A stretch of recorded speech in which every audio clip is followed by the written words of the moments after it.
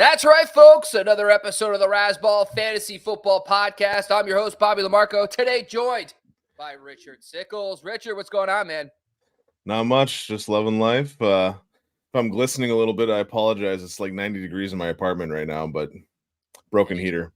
And he's still fighting through. And that's why we That's love right. him.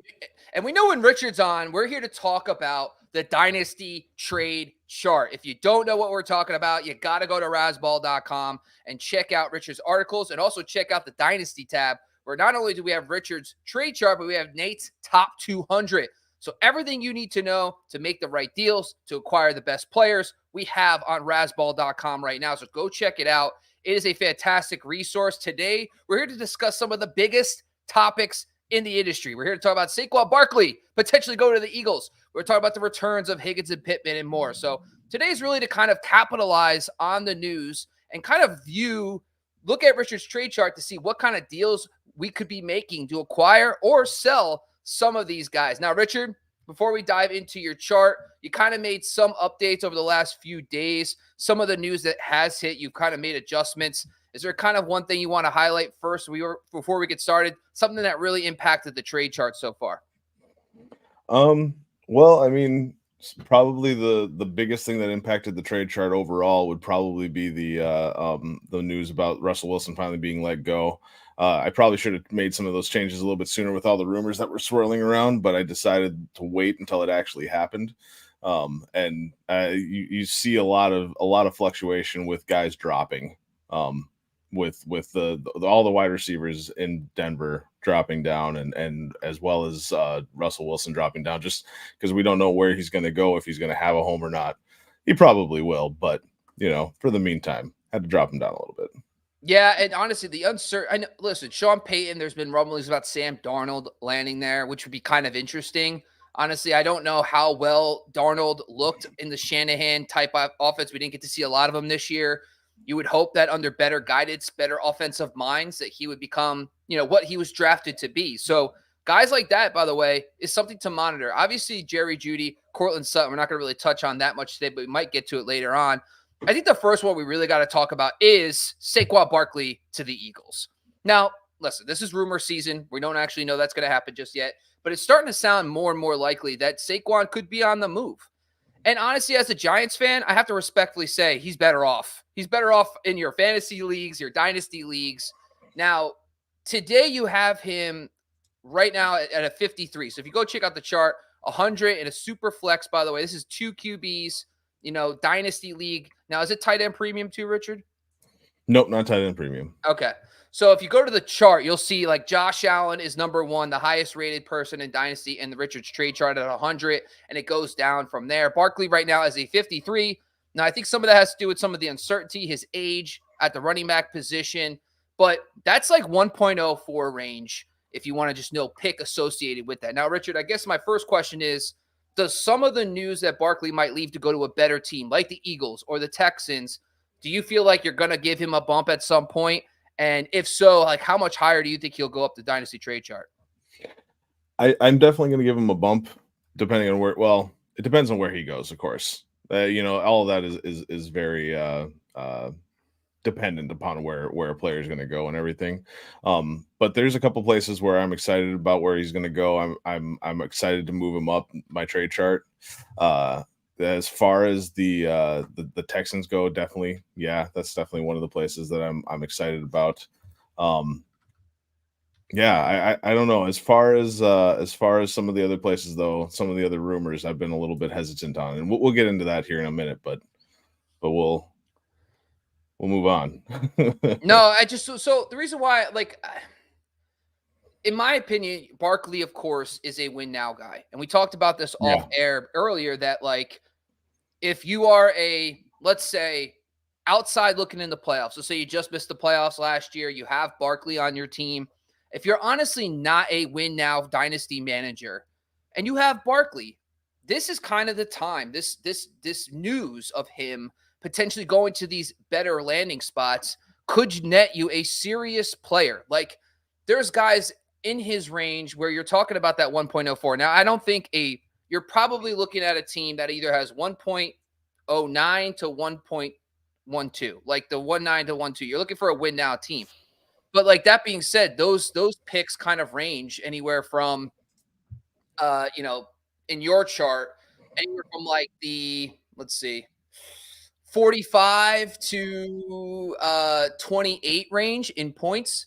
So like, for example, if you want to get younger, you can go get a guy like Jamison Williams and a late first to acquire to get rid of Barkley. If you're more looking to move to the future, now insert your favorite young wide receiver that isn't already a stud, maybe a guy that hasn't really hit yet. You talk a lot about Marvin Mims, for example, if you're looking to acquire that young receiver. So I guess my question first is, like, what do you advise a fringe playoff team that has Barkley if they feel like they might not be in it to win it this year? What is a kind of a trade, maybe for a late first plus what would you be looking for here? So some of the things that I would be looking at, if I'm trading him away, I'm wanting to get younger at the same position typically. So I'd probably be trading away that for that 109, like you were talking about in that range, and looking for something like a Roshan Johnson, who might be the back in for the Chicago Bears. But moving forward from that, and actually kind of going off of what you were saying, I think that honestly, even if you're a fringe playoff team and you're right there in the hunt, I think that what we're probably going to see with Barkley with his contract is it's probably going to be something like a 3-year contract. And that's roughly what you're looking at for a window for a dynasty win team, is that 3-year contract, or that 3-year window is what you're looking for. And so I honestly, I'm holding them, even if you're a fringe player and you're thinking about moving on. I'm still holding on to him, honestly. And I'm trying to make that push.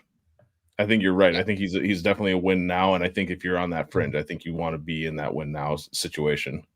But now, speaking to the dynasty manager that you just brought up, like if you are in a league now and you know a bottom 5 to 6 team in your league has Barkley, this is the time to kind of, I don't want to say overpay, but you should ping them. Like, this is the time where you could say, like, I'll give you my 107 or my 108. And let's say, I don't want to say Tajay Spears, but maybe a younger back like Roshan. Like you just talked about that range. Like if you know that team in your league might not be a win now team that has Barkley, this is the time to reach out. Be like, hey, I'll give you my mid to late first and another younger running back that has potential. I think Tajay Spears might be a little high than I would prefer. I mean, me and you are both so very big on Tajay Spears, but at the same time, like, if I had the 112, if I was the former champ or I was in the playoffs, the championship last year, 111 and Tajay Spears probably gets you pretty, it's probably a little bit still too high. But you guess my point is, like, these are the conversations to have. So maybe our advice here really is if you're in a league where the Saquon Barkley owner is not a win now team necessarily, or they didn't even make the playoffs last year, you could probably convince them. If you give them a younger back and a nice late first, you might be able to acquire Barkley. And that vaults you from like a borderline playoff team, could potentially put you into the championship next year. Thoughts about that? Yeah, no, I love that. I think that's a great combo, a great package deal. Trying to make that trade happen. And while we were talking about it, I was looking at some of the one-on-one trade deals. And if you're sitting good at wide receiver or something like that, and you're looking at trying to acquire Barkley, I think that you could trade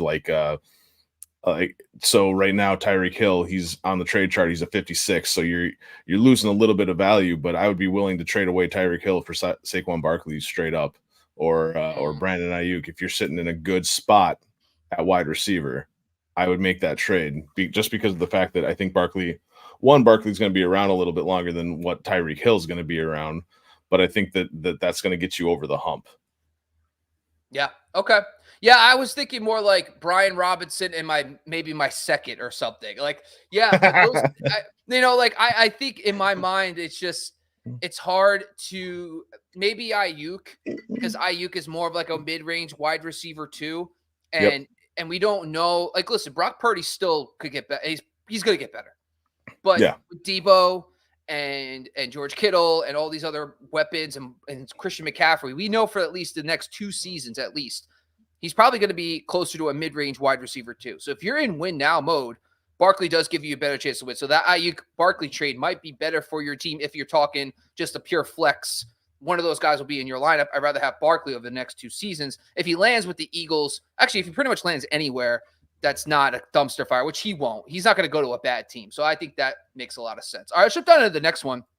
It's T. Higgins heading back to Cincinnati. So, Rich, I'm going to ask you to do me a favor and slow my roll because I am just a little too excited about T. Higgins, and mostly because his value is probably at an all-time low. Like, you have him in your chart probably closer to a low-end wide receiver 2 in Dynasty, even though he's only 25 years old. He is coming back to play, and honestly, this is just my personal belief, the second best quarterback in football. I think it's Patrick Mahomes and then Joe Burrow. I think Joe Burrow is an elite quarterback, and it's just like one of those things where no one can stay healthy, and then one year, Burrow's going to stay healthy, Higgins is going to stay healthy, and you're going to be like, holy crap, I just bought this guy for like nothing really. So I just would like to get your thoughts about Higgins, what your kind of thoughts about him coming back to Cincy. Are you more worried about Jamar Chase? Like, what's your kind of thoughts here, why he might be a little bit lower than what you would think in your Dynasty Trade Chart?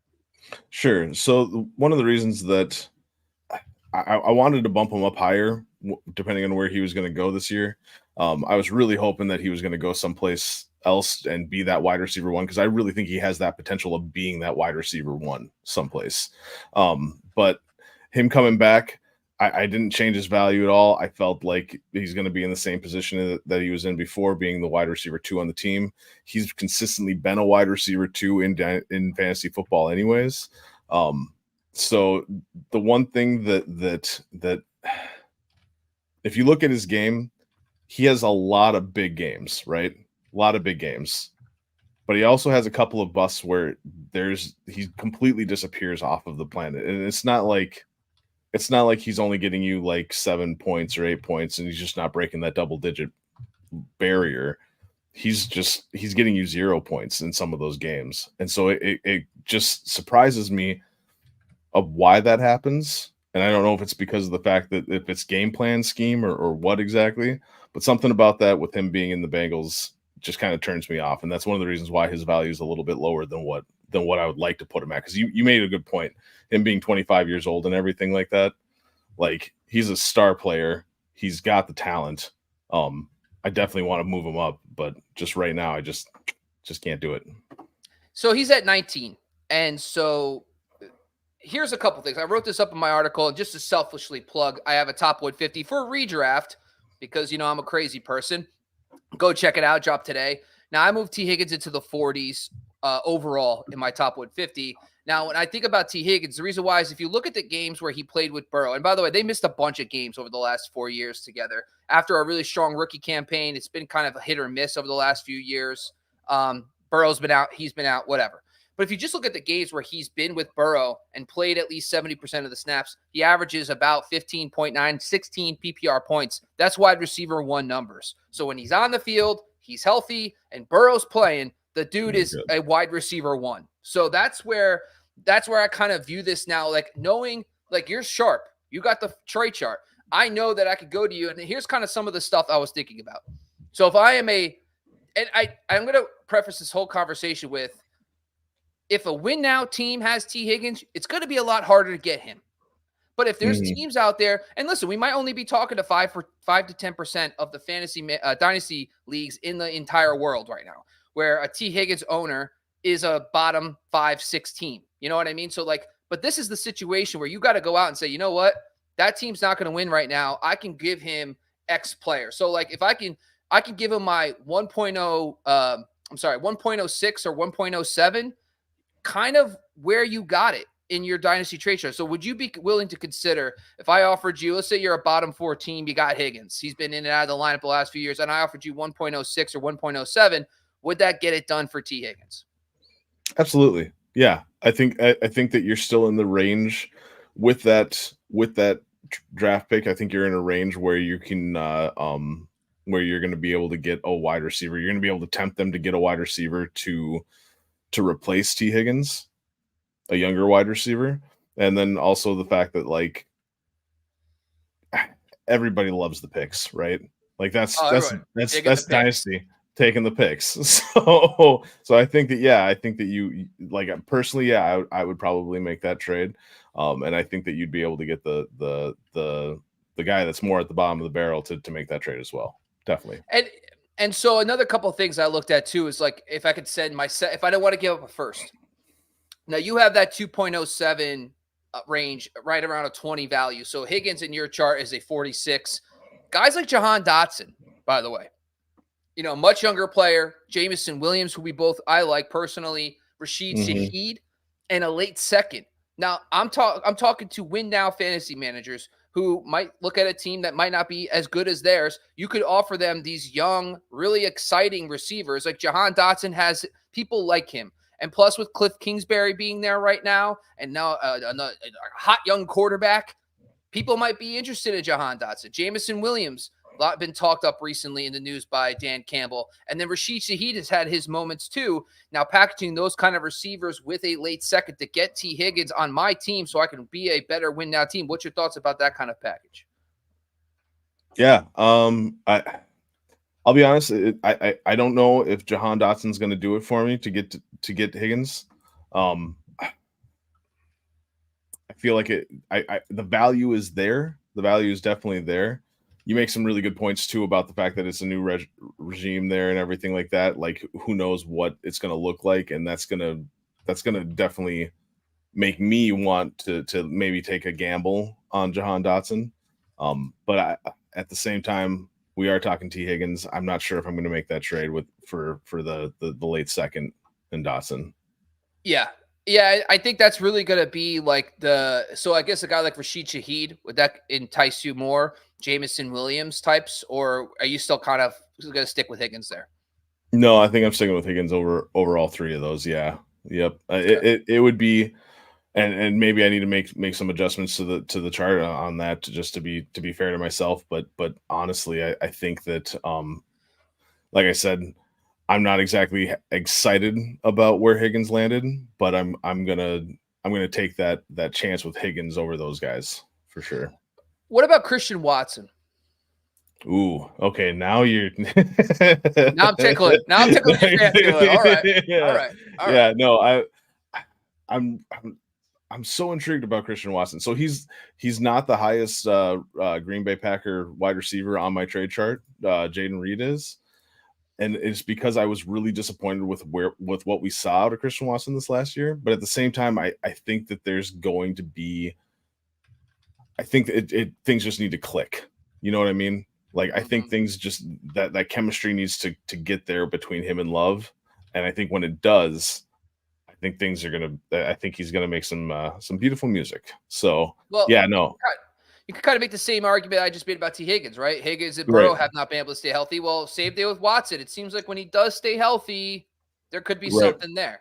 So I guess it's like taking the known versus the unknown. Like if I offer you a late second, my 2.07 and Christian Watson, now you're in the ballpark. I know T. Higgins probably, in my opinion, will probably be more impactful this season, but there is a world where Christian Watson blows up with Jordan Love and how good he looks. So there you go. That's kind of what we're thinking there as well. Let's shift out to a player who I'm actually might be selling because of some of the news, and I'll kind of give you why. It's Michael Pittman returning to the Indianapolis Colts. So when it comes to Michael Pittman especially, Anthony Richardson, I feel like is going to be an absolute stud. Like I think he's going to be super good. But that doesn't necessarily translate to the players around him. Think Cam Newton, early career Lamar Jackson. They were dynamic fantasy players themselves, but it didn't necessarily turn into elite wide receiver production. So I took a look at this. So Cam Newton's wide receiver ones. In 2011, he came into the league. Steve Smith, wide receiver 9. Awesome. But after that, wide receiver 25, 48, and 19. So low-end wide receiver 2 numbers is more likely, but he did have an outlier year at 48. On the flip side, if you look at Lamar Jackson, you think Marquise Hollywood Brown. Good player, but low-end wide receiver 2 probably would be the mindset. You're thinking more Mark Andrews and Greg Olsen types, who were very good. But if you stack up fantasy points for tight ends, an elite tight end is like a mid-range wide receiver too in points per game. So I guess knowing that, so for example, you actually have Michael Pittman as a 56, top 15 range for wide receivers, which is perfectly fine because that's what he basically was last year. But I guess my thought process is I'm looking maybe to unload Pittman, because Richardson might be not as pass happy or might not get as many targets as he did with Garner Mitchell. What's your thoughts on that? Are you kind of buying Pittman now that he's back with Indy, or you also kind of have some of the same reservations about him? Right. So, and that's one of the things that it's so tough to really figure out what's going to happen with Richardson, like, and Pittman. Looking at Pittman in particular, like, so they had 3 games together, right? You had one big game where Pittman scored 23.7 points. You had one decent game where Pittman scored 13.6 points, and then you had one bust game where he scored 4.5. So it's all over the map. Like, Yeah. there's no for sure which way is this going to go. I listen, when it comes to fantasy football, we're all a little bit of gamblers, right? And I'm willing to gamble on this one. I really do think that Pittman and Richardson, that first game, they look so good together, and I was so excited about it. And maybe this is just my bias on it, I'll be honest, but I really do think that those two are going to make some great chemistry together, and they're going to build on what they had that first game. So for me, actually, Pittman is a buy. So I think I think this is funny that me and you're all in on Higgins, and I'm a little bit hesitant on him.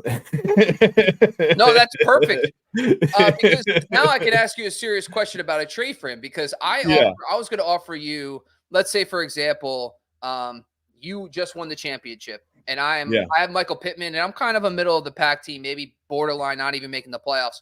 If I offered you Pittman and I wanted your 112 and Jameson Williams, would you make that deal? Yes. Right. Exactly.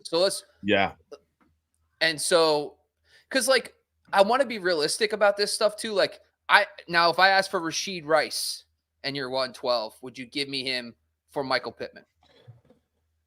That'd be a little bit more tougher. I think I still would make that trade, just because of the fact that I don't know if Rashid Rice is going to be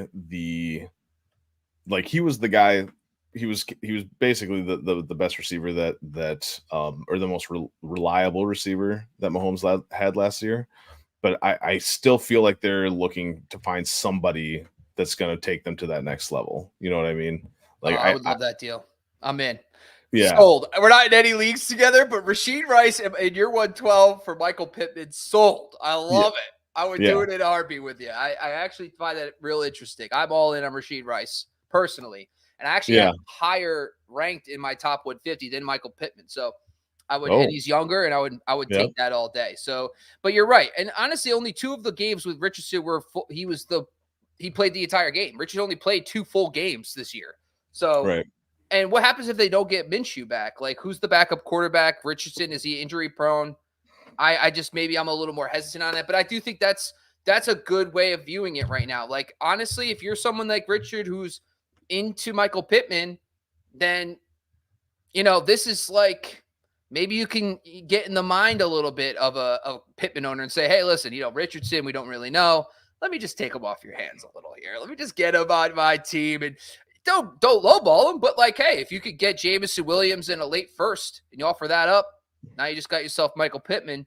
That might not be a bad idea. And then you're repeating. And that's why you joined our show, folks. I love every second of that. That's all right. So let's get into a couple of the others that I wanted to run through really quick slants. We're right around the 25-minute mark, so we'll make this really quick. Russell Wilson potentially has been released, has been linked to other teams, like, for example, the Pittsburgh Steelers. Now, you're in your Dynasty Trade Chart. You have him ranked as a 31, which is actually pretty close to the pick 111. So I guess my question is, if, for example, Russell Wilson, now remember, these are super flex. Got to remember that. So this is definitely going to be team-based. But, like, is that still your thoughts here on Russ? If you are, let's say, for example, you just missed the playoffs last year. You kind of been using wide receivers and other players at the flex spot because you don't have a good second quarterback. Would you make a point to trade that 111 to get Russell Wilson? I would. Yeah. In fact, actually, there's one league right now where I'm hurting it at quarterback just because of the fact that like my one quarterback was Sam Howell, and I can't even remember who the other one is, but I'm not expecting good things to be coming from that, right? And so yeah, something like Russell Wilson, I was a contender last year. I'd be trading that late first round pick that I had for Russell Wilson to try to make that trade happen for sure. Yeah. And so this is like a great opportunity, especially for rebuilding teams. Like you just went from no asset to an asset. Like Yep. Russell Wilson was dead to rights. But if he lands with a team, and if he lands with a team like Pittsburgh, especially, this is a very good time. And I know most dynasty managers are going to want to wait to see where Russ lands. So we're not saying you're probably going to get a deal done necessarily. But if he does land with the Pittsburgh Steelers, the other thing I would really do is look at the Kenny Pickett owner. And if you are the Kenny Pickett owner, it might make sense to just kind of hedge yourself a little bit. Now, I'm not saying listen, you're not going to acquire Russ if you're a bottom 5 team. I don't care if you have Kenny Pickett or not. But if you have Kenny Pickett and you're a bottom 5 team, you might want to look at the Russ Wilson owner and say, hey, you want Kenny Pickett? You just make sure you have that Steelers quarterback, and then you can get another pick for him. I guess my question is for you, really, is it just strictly a win now move to get Russ? Like, I think it makes sense because of his age, but if you're, let's say, for example, on the flip side of that, and you're not a win now team and you have Russ, is your first move to try to go get value for him? Right. Yeah, I think so. I mean, you're going to want to wait until he actually is someplace, of course, so that you get the max value that you can get for him and everything. But yeah, no, definitely. I think you kind of hit it on the head, given his age and everything like that. I think that that he's more of a win now type quarterback. I'm trying to remember what it was that, like, just thinking about it, there was a stat that I saw the other day that was talking about quarterbacks that had put up 100-yard games. Oh, dang it, I'm trying to remember the stat. Anyways, long story short, the fact that Russell Wilson is getting older, he used to be a more mobile quarterback. He's not going to be as mobile as what he once was. I'm trying to get as much value for him as I can and trade him away. Yeah, definitely. Oh, sorry, just give me 1 second. No, that's okay. I always once a show. I was getting ready to go solo. I was like, all right. Oh wow, Richard, here we go. I haven't even been buried yet. You know what I mean? God, you're already taking my hosting duties. All right, I just want to talk quickly. We're almost wrapping up the show here. I want to talk quickly about Jonnu Smith and Zach Ertz. Now, Jonnu hasn't really been the greatest fantasy asset, but he lands in Miami.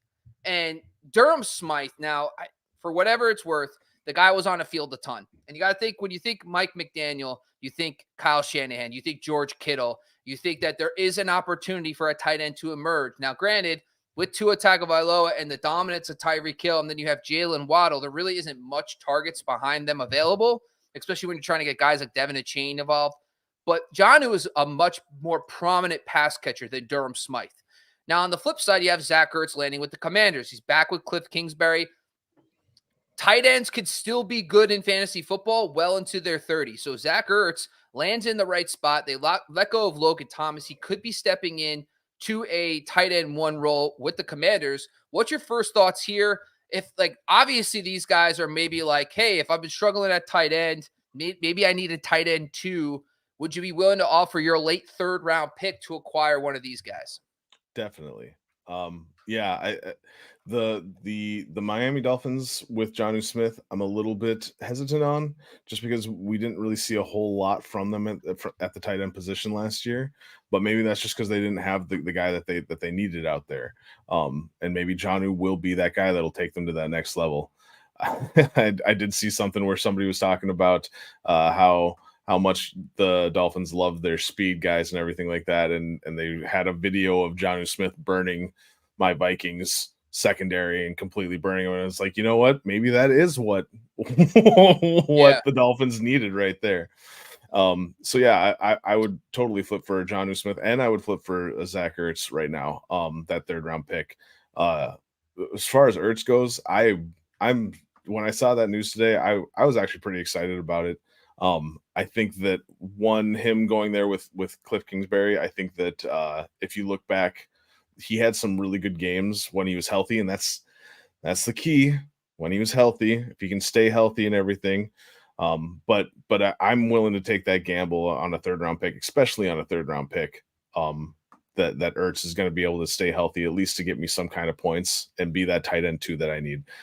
I don't think that he's going to be the tight end 1 that I need, but he'd be that tight end 2. Yeah. Yeah. But the other aspect of this too is if you got so Dynasty, sometimes guys turn on you quick. Like Zach Ertz just a year and a half, 2 years ago was helping you in some capacity, and then he's not. Now you might not be a win now team. So if you're not a win now team, you just acquired a new asset. Like this news right now is the time. Like, hey, Zach Ertz just re-signed with Cliff Kingsbury with the Commanders. Like, you should be reaching out to the top 3 or 4 teams in your league to see who needs that second tight end or depth at the tight end position and try to pull that late third from them and get more assets for yourself. Like last year, there were some really good players that fall to the third round. Josh Downs, Puka Nacua in some cases. Like there's some good assets you can acquire for a third round pick. So like this is a golden opportunity for teams that are not winning this year to now they just acquired this new asset. Even Jonnu Smith, who really hasn't been great and for a few years. The Patriots were a disaster, but last year he had his moments with the Falcons playing alongside Kyle Pitts. And I think that if Mike McDaniel sees him as the tight end pass catcher that they haven't had so far, you could have just, it's not necessarily you have to give him away, but maybe you can get a mid-third round pick for him or something. I'm just saying this is an opportunity for you, especially if you're not in win now mode and you want to acquire future assets. All right, before we close out the show, Richard, why don't you tell the people what do you got upcoming on Razzball and everywhere else you write your content? Sure. So I got I actually got an article coming out here shortly for Razzball for the trade chart. We're going to make some more updates here coming up before before free agency kicks off. And I'll have an article coming out shortly about that. You'll be able to find it on Twitter. You'll find me at Gingerbeardman, and that's a 3 instead of the A in beard. Gingerbeardman with a 3 instead of the A. Love every second. Well, Richard, we appreciate all the work you put in. Go check out the Dynasty Trade Chart on football.razzball.com. Go check out all the rankings, by the way. We got 2024 rankings up and running. We have Nate's Dynasty Top 200. I think it's actually 199. I think Nate's just playing with me because I think when I updated the chart, it was 199. I think he's just messing around me at this point. But go check out all the great content. The Dynasty Diehards also breaking down Dynasty content. We also have our Tuesday show. We're going to be breaking down all the NFL offseason news and notes. And make sure, of course, you jump over to Razzball.com because we have all the content for baseball, basketball, and hockey. So we do all the sports. Absolutely. Thank you once again, Richard, for joining the show. We are out of here, folks.